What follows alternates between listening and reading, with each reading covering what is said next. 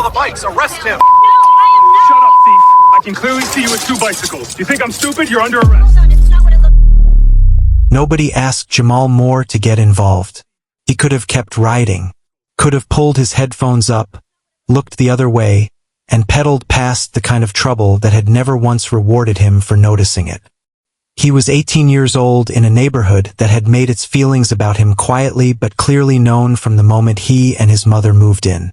Westbrook Estates was not the kind of place that handed out second chances or extended the benefit of the doubt to teenagers who looked like Jamal. He understood that. He had learned it fast. But what Jamal Moore also was, beneath the cracked phone screen and the worn sneakers and the careful way he carried himself through streets that didn't feel like his yet, was someone who could not watch a child get robbed and do nothing about it. So he didn't do nothing. He chased a thief 2 full blocks through a wealthy neighborhood that had never once called him a hero. He forced the man into a dead-end alley. He recovered a stolen bicycle with nothing but speed, determination, and the kind of instinct that doesn't stop to calculate risk. And then he picked up both bikes, one his, one belonging to a frightened child somewhere back near the park, and started walking them home. That's when Nia Thompson picked up her phone and dialed 911. That's when Officer Derek Lawson turned on his lights. And that's when everything Jamal had just done right became the evidence used to treat him like he had done something terribly wrong. What Nia Thompson didn't know, what Officer Lawson never stopped long enough to discover, was that the teenager they were building a case against had just stopped the very crime they claimed to care about. That the stolen bicycle was recovered because of him. That a crying child was about to come running down the street to prove it. And that multiple neighbors had been recording from the moment the cruiser arrived. What they also didn't know was that Jamal's mother was watching the videos before the night was over, and that she was an attorney. Before we go any further, drop a comment and tell us where you're watching from. We love seeing this community show up from every corner of the world. And if you believe a teenager who stops a thief shouldn't be the one who ends up in handcuffs, hit like, subscribe, and stay with us. Because this story is just getting started. Westbrook Estates was the kind of neighborhood where the landscaping was maintained by contract, the driveways held vehicles that cost more than most people's annual salaries, and the homeowners association enforced its guidelines with the quiet authority of people who had never once been told no. The streets were wide and clean. The sidewalks were even. The houses were large and set back from the road with the particular confidence of buildings that had never needed to apologize for anything. It was also, in the 6 weeks since Jamal Moore had moved there, one of the loneliest places he had ever lived. Jamal was 18. He had graduated from Jefferson High School in May with a transcript that surprised teachers who had underestimated him and a plan that was modest by design. Community college in the fall, a part-time job in the meantime, and a summer spent learning the geography of a neighborhood his mother had sacrificed quietly and significantly to afford. Lisa Moore worked long hours as a nurse at a regional medical center 40 minutes from Westbrook Estates. She left before the sun was fully up and came home after it had gone down, and in the space between those hours, Jamal existed in a neighborhood that watched him with a particular kind of attention.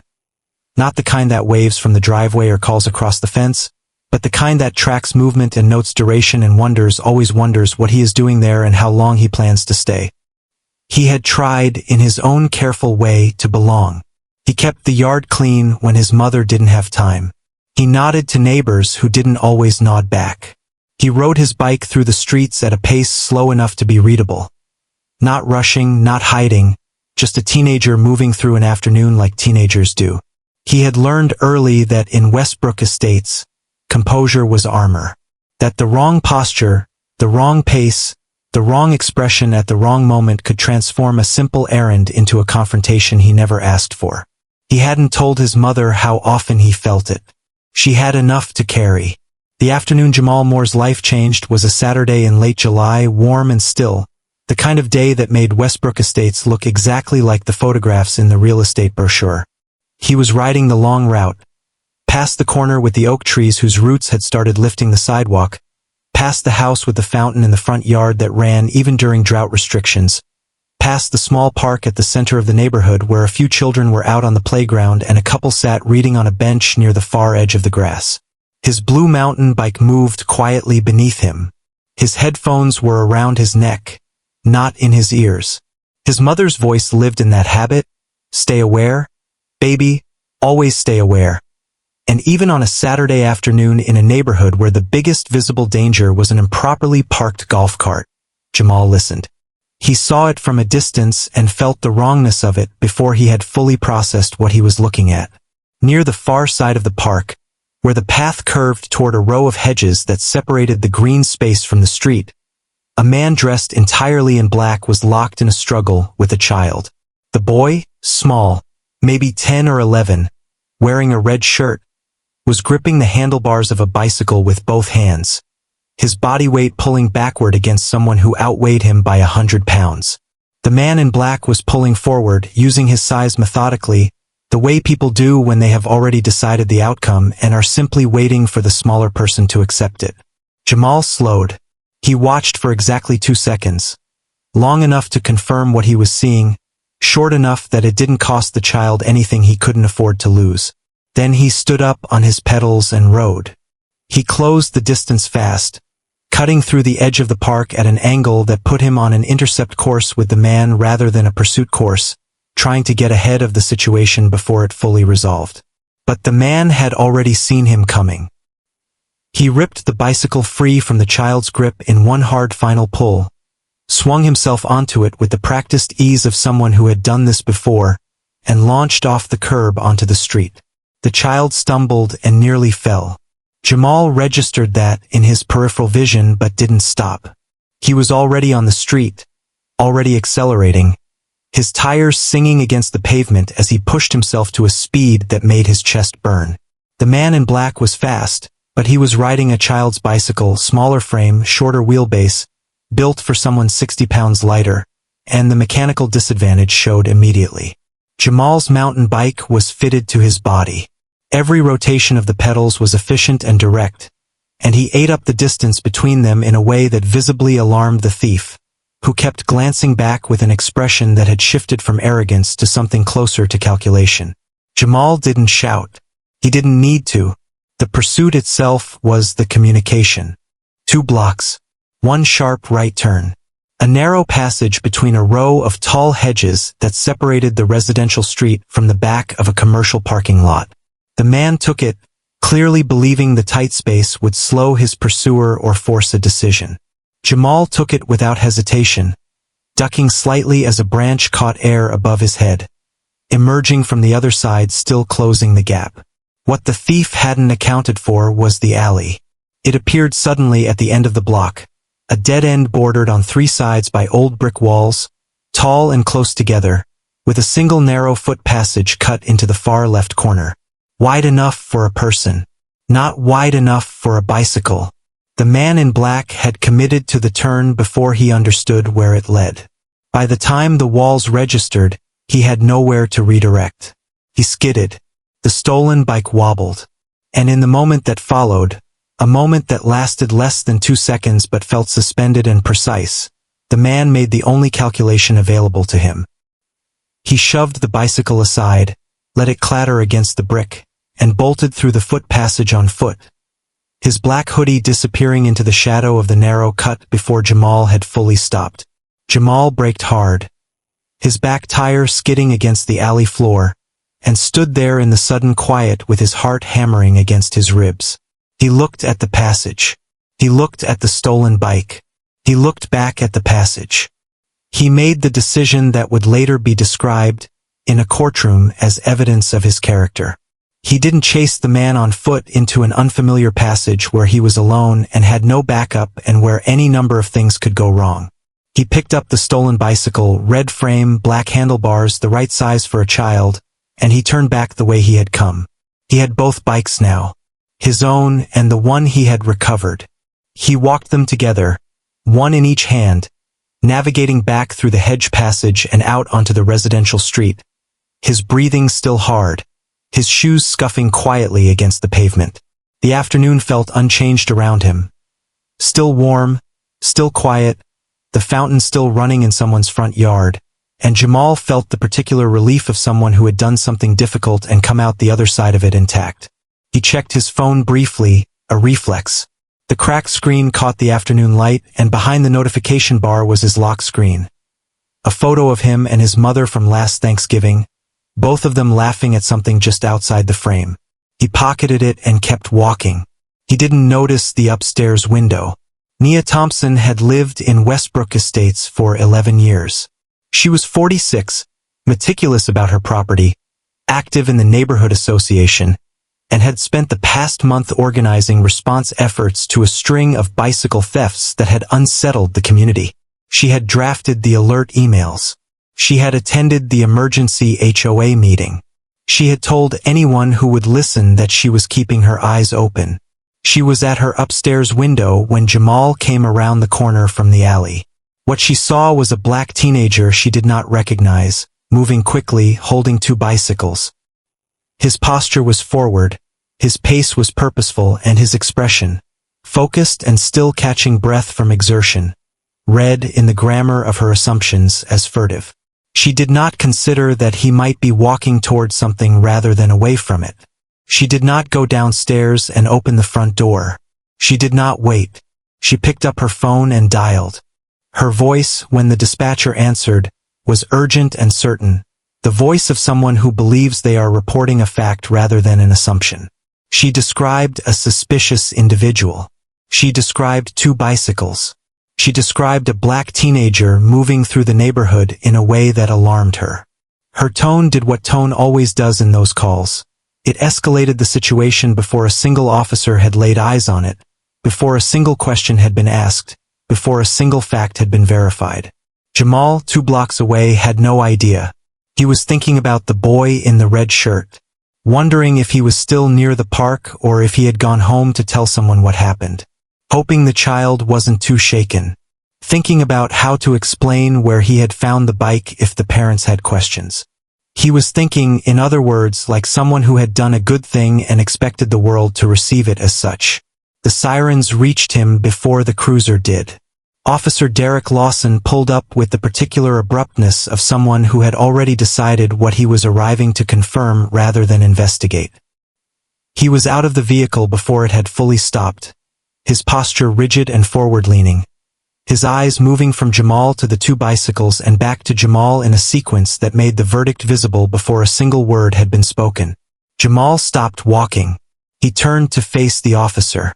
He kept his hands visible on the handlebars of both bikes, a deliberate and careful gesture, the kind that gets practiced, consciously or not, by young black men who have been taught that in these moments, the body must speak clearly and without ambiguity. He tried to explain. He gestured toward the park. He pointed in the direction the thief had fled. He kept his voice level and his face composed, offering information in the ordered and reasonable way of someone who believes that information, given clearly, will be received. Derek Lawson interrupted him twice. Then he stopped listening entirely. Within 3 minutes of arriving, Lawson had ordered Jamal to release the bicycles and place his hands behind his back. Jamal's composure, that careful, practiced stillness, held even as the handcuffs closed around his wrists. He did not pull away. He did not raise his voice. He stood on the sidewalk of Westbrook Estates in the afternoon light while neighbors emerged from their doorways and stood at a careful distance, phones rising slowly, recording beginning without announcement or consensus. The stolen bicycle leaned against the curb where it had been dropped. Jamal stood beside it, hands bound behind him, looking at nothing in particular with the expression of someone processing an injustice too familiar to fully surprise them. Lawson moved toward the patrol car to retrieve his report tablet, already composing the narrative of what he had arrived to find rather than what had actually occurred. And then, from somewhere down the long residential street, faint at first and then rapidly growing, the sound of small feet hitting pavement as hard and as fast as they could carry a child who had something urgent to say. A boy in a red shirt came running around the corner, face flushed and wet, voice breaking as it carried the length of the block toward the gathered crowd. He was running toward the bicycle, toward the officer, toward Jamal, and he was not going to stop until someone listened. The boy didn't slow down when he reached the edge of the crowd. He pushed through the small gathering of neighbors with the single-minded urgency of a child who had been running toward something important and had no intention of stopping until he reached it. His red shirt was damp at the collar. His face was streaked and swollen from crying. And when he broke through the last cluster of onlookers and saw Jamal standing at the curb with his hands bound behind his back, something shifted in his expression. From desperate to devastated, in the space of a single breath, he pointed at Jamal. His arm was shaking. He pointed at the red bicycle leaning against the curb. And then he looked at Officer Derek Lawson with the kind of clarity that only a child's face can produce. Unmediated, uncalculated, impossible to misread. The crowd went quiet. Not the polite quiet of people minding their business, but the heavy, loaded quiet of people who have just understood something they cannot unfeel. Phones stayed raised, but the energy behind them changed. What had begun as documentation of an arrest was now documentation of something else entirely. A boy, a bicycle, and a teenager standing handcuffed on a public sidewalk for a crime the evidence was actively disproving in real time. Derek Lawson's posture changed first. The forward lean receded. His jaw tightened. He looked at the boy, then at Jamal, then at the bicycle, processing the geometry of the situation, the child's distress, the recovered bike, the direction Jamal had been walking when he was stopped. In a sequence that was visibly uncomfortable for a man whose working theory had already been written into his approach before he asked a single question. Jamal stood still. That stillness was its own statement. He did not look vindicated, though he was. He did not look angry, though he had earned the right to be. He stood on the sidewalk of Westbrook Estates the same way he had been standing since the handcuffs closed. Composed, upright, his eyes steady and forward, with the particular dignity of someone who had decided, long before this moment, that he would not give the situation permission to take more from him than it already had. Above the scene, in the upstairs window of her corner house, Nia Thompson had not moved. She had watched the patrol car arrive. She had watched the stop, the exchange, the handcuffing, the gathering crowd. All of it with the quiet satisfaction of someone who believed they had acted correctly and were being proven right in real time. But the boy's arrival had frozen her in place. She watched him point. She watched the crowd shift. She watched Lawson's posture change. And she stood at her window with her hand pressed flat against the glass, feeling the specific, sickening weight of a person who has just understood what they have done and cannot yet find a way to hold it. Derek Lawson retrieved his keys. He removed the handcuffs without ceremony, without comment, without the small acknowledgement that the situation warranted and that Jamal would never receive. The metal came away from Jamal's wrists and Lawson stepped back, and that was the entirety of what accountability looked like in that moment. A door being opened and no apology offered for the room. Jamal brought his arms forward slowly. He pressed one thumb into the opposite wrist, feeling where the metal had left its impression, and said nothing. He did not look at Lawson. He did not look at the crowd. He picked up his bicycle, checked briefly on the recovered red one still leaning at the curb, and stood quietly while the afternoon reorganized itself around him. It was one of the bystanders. A man in his 60s who lived 3 houses down and had been walking his dog when the sirens drew him over, who said something that reoriented the entire scene. He mentioned, in the measured tone of someone choosing words carefully, that he recognized the description of the man in black. Not from the recent thefts in Westbrook Estates alone. From 3 weeks prior, in the adjacent neighborhood of Fairlane Park, where a similar incident had been reported and subsequently deprioritized because witnesses had offered conflicting details about the suspect's appearance. The man had been seen. He had been described.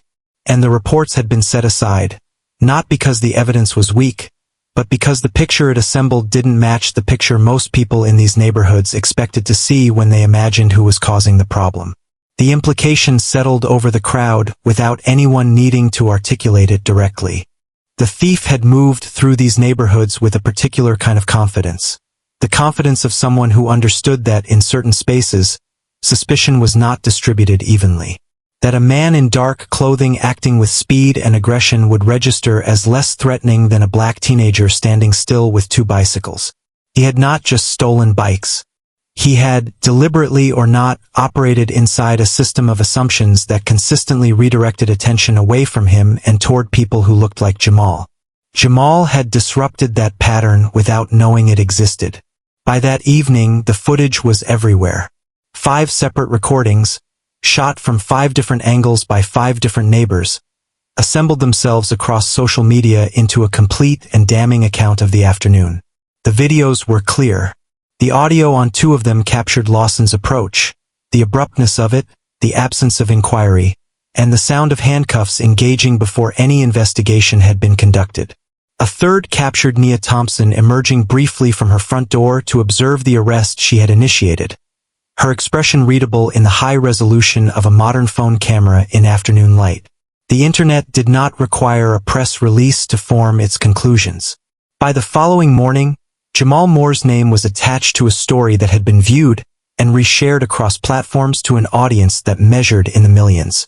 Comment sections filled with the particular energy of people confronting something they recognized, the specific, recurring dynamic of a black teenager being treated as a suspect for behavior that, in any other context, would have been called heroism.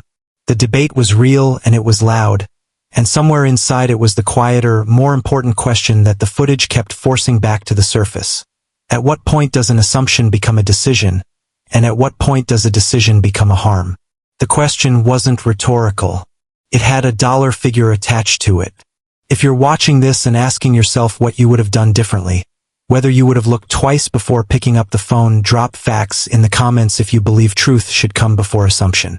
Drop think if you believe these situations deserve more patience before judgment.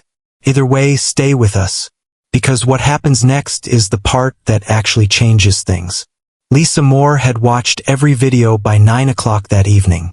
She had listened to her son describe the afternoon with the same controlled quietness he had maintained throughout the incident itself. Details delivered in order, emotions present but managed, the account of a person who understood that how you tell a story matters as much as what happened in it. She had held that calmness through the telling. And then she made a phone call. The lawsuit was filed within 72 hours. It named Officer Derek Lawson and the city directly, citing wrongful detention, failure to investigate, and the violation of Jamal's constitutional rights. A separate civil claim was filed against Nia Thompson for false reporting and the emotional distress that reporting had produced. Lisa Moore had spent 15 years in civil rights law, and she built the case with the precision of someone who had been waiting, without knowing it, to file the most personal motion of her career. Nia Thompson's response, a brief, written statement released through a newly hired attorney, described her actions as the reasonable concern of a vigilant neighbor operating in good faith under stressful circumstances. The videos made the statement difficult to sustain. Her workplace, a regional property management firm, released its own statement 4 days later indicating that her employment had been terminated effective immediately, citing conduct inconsistent with the company's values. Neighbors who had attended HOA meetings alongside her for years began finding reasons to be elsewhere. The Homeowners Association received 3 formal written complaints about her within a week of the footage going public. She stopped appearing in the neighborhood not long after. Derek Lawson's personnel file, pulled during the internal investigation that his department opened 11 days after the incident, revealed a pattern that his supervisors had documented and not acted on. In 8 years of service, he had accumulated 5 complaints from residents of color, each describing the same essential dynamic. Stops without cause, interrogation framed as protocol, and the fundamental inversion of an investigation that begins with a conclusion and works backward. 39 of his stops in the previous 2 years had produced no citation, no arrest, and no enforcement outcome. Of those 39, 34 involved people of color. He was suspended with pay pending investigation. The pay stopped 6 weeks later, the same day his badge was formally retired. The investigation into the actual thief moved on a parallel track and arrived at a destination that reframed the entire incident in ways the neighborhood had not anticipated. Security footage from multiple properties, cross-referenced with reports from 3 surrounding communities, assembled a picture that was both specific and unsettling. The man in black had been operating across a corridor of wealthy residential neighborhoods for over 2 months.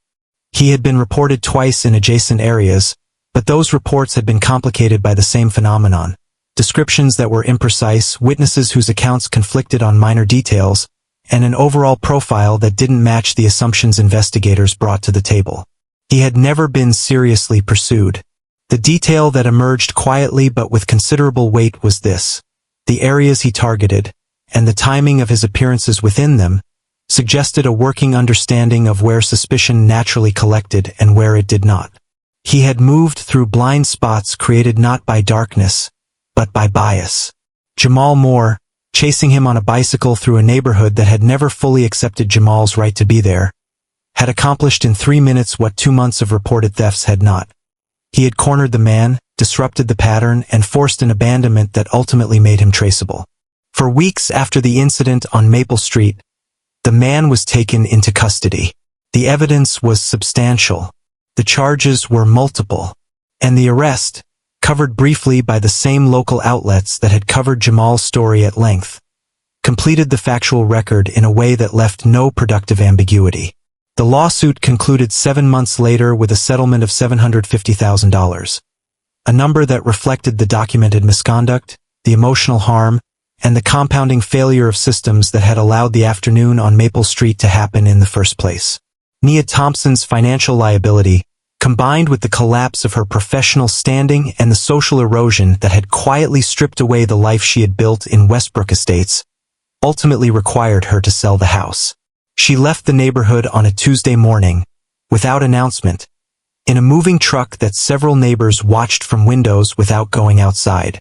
Jamal used the settlement with the same quiet deliberateness he had brought to everything else. He enrolled in college that fall, changed his intended field of study halfway through his first semester, and declared for pre-law before the spring term began. The decision didn't come from anger. It came from something more durable, the recognition that the system he had moved through on that July afternoon in Westbrook Estates was not broken by accident, and that fixing it required people who understood it from the inside. People who had felt its weight and chosen, instead of bitterness, method. He did not become vocal in the way the internet briefly wanted him to be. He did not seek the spotlight the footage had briefly placed on him. He returned to something quieter, more deliberate: classes, work, the gradual accumulation of knowledge in the direction of a purpose that had sharpened itself on the worst afternoon of his life and come out the other side still intact. On a Saturday morning the following spring, Jamal Moore rode his bicycle through Westbrook Estates again. Same streets, same wide sidewalks, same manicured lawns and careful hedges and houses set back from the road with the confidence of permanence. The neighborhood looked the same in almost every visible way. He rode at an even pace, unhurried, his hands steady on the handlebars. He was not performing anything. He was not making a statement. He was simply moving through a place that was his, had always been his, regardless of how long it took anyone else to understand that, on a morning that belonged entirely to him. The fountain in the front yard of the corner house ran quietly as he passed it. Jamal didn't slow down. He had somewhere to be. If you like this video, make sure to hit that like button, subscribe, and turn on the notification bell so you don't miss the next story. Share this video with someone who would appreciate it, and let's keep building this community together. And before you go, drop a comment below. I'd love to hear your thoughts on what stood out to you the most. Until next time, stay safe, stay curious, and I'll see you in the next.